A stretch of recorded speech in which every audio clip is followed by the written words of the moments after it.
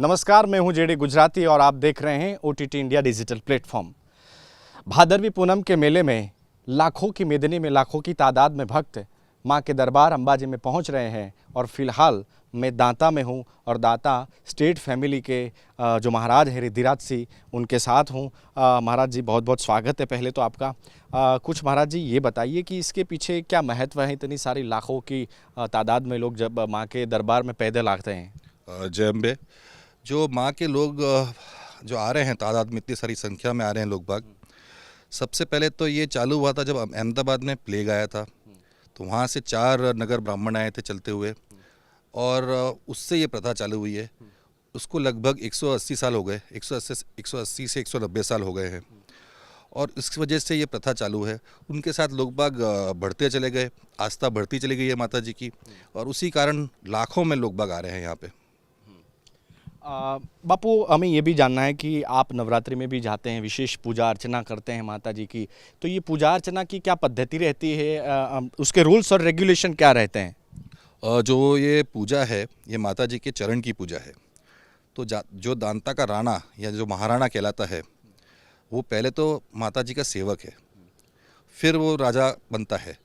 तो सेवक की तरह सबसे पहले हम माता जी के चरण की पूजा करते हैं और इनमें जो नियम है वो नियम में ये है कि माता जी के मंदिर में गर्भगृह में अमुक स्थान है जिसमें खाली नागर के ब्राह्मण और दांता के महाराणा और उनकी थोड़े परिवार को अंदर जाने की अनुमति है।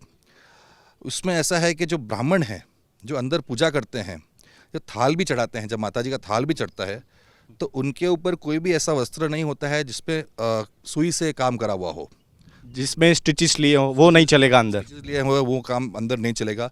और हमारे लिए कंपलसरी है कि हमारे माथे पे साफ़ा होना चाहिए, खुले माथे अंदर जा नहीं सकते। पाग हो या साफ़ा हो, जो भी हो वो होना चाहिए।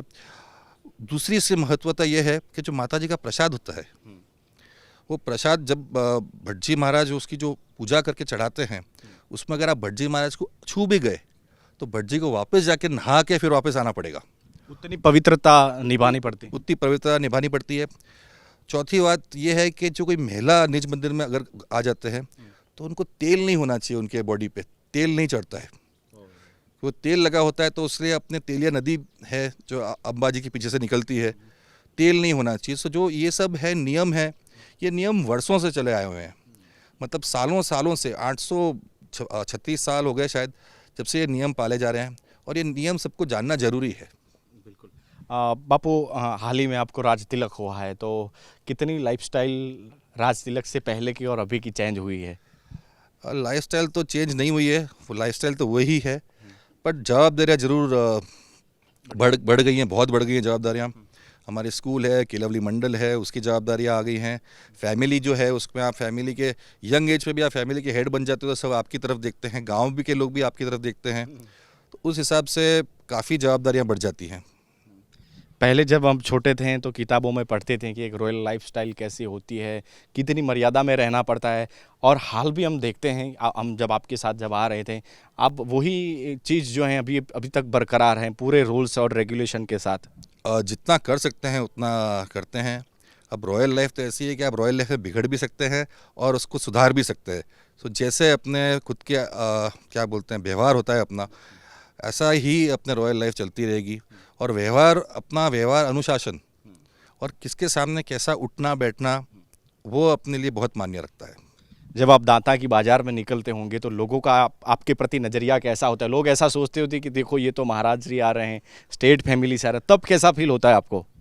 वो तो गर्व की बात होती है कि मेरे को मौका मिला कि इस परिवार में मेरा जन्म हुआ है और सबसे बड़ा गर्व ये है कि मेरे को माता जी की सेवा करने की मौका मिलता है। हर साल जो माता जी की सेवा करते हैं उससे बड़ा तो क्या आपको लाभ मिल सकता है। उसके लिए तो लोग अपने पूरे जीवन काल निकल जाता है पर माँ की सेवा नहीं कर पाते, तो हमको तो वो मौका मिला है। गांव के लोगों की बात करें, दांता गांव बहुत छोटा गांव है, हर एक इंसान को मैं व्यक्तिगत से जानता हूँ। उनकी अभी भी इतनी नम्रता है कि हम निकलते हैं यहाँ से तो हाथ जोड़ते हैं और सामने मैं भी हाथ जोड़ के ही उनका नमन करता हूँ। बापू, हम खड़े, हमारे पीछे जो दिख रहा है वो सबसे आई थिंक पुराना महल है और उसके पास में माता जी का मंदिर है। जो वो महल है वो सबसे पुराना है, पर जो माता जी का मंदिर है वो सबसे पुराना है। वहाँ पे चलित मूर्ति है, जैसे आप जानते होंगे कि अंबाजी में मूर्ति नहीं यंत्र पूजन होता है, यहाँ पे चलित मूर्ति है। ये मूर्ति हमारे परमार वंश के साथ जहाँ जहाँ हमारी राजधानी हुई है, जैसे उज्जैन, भोपाल, नगरटट्टा सिंध में, पाकिस्तान में, चंद्रावती आबू रोड में, तरसंग, फिर दांता, ये मूर्ति हमारे साथ चली है सब जगह। और इसको आप ऑलमोस्ट विक्रमादित्य के समय से डेट बैक कर सकते हैं। चलो बापू, बहुत बहुत शुक्रिया आप हमारे साथ बातचीत करने के लिए, आपने ये कीमती वक्त निकाला। महाराज रिधिराज सिंह से हम बातचीत कर रहे थे और उन्होंने कुछ ऐसी बातें भी कहीं जो शायद आपने पहले ना भी सुनी हो।